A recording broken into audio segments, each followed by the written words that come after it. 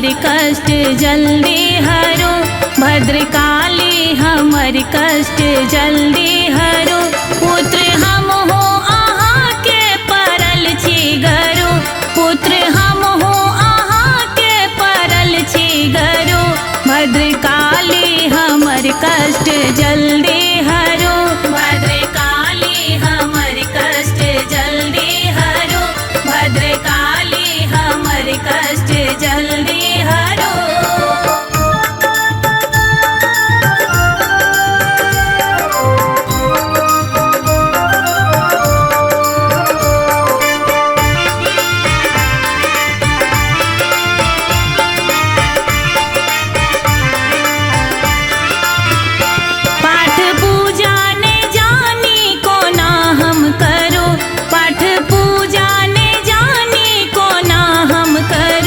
चित चंचल सदा ध्यान को ना धरो, चित चंचल सदा ध्यान को ना धरो।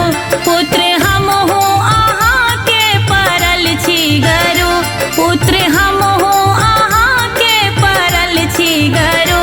भद्रकाली हमर कष्ट जल्दी हरो, भद्रकाली हमर कष्ट जल्दी हरो, भद्रकाली हमर कष्ट जल्दी हरो।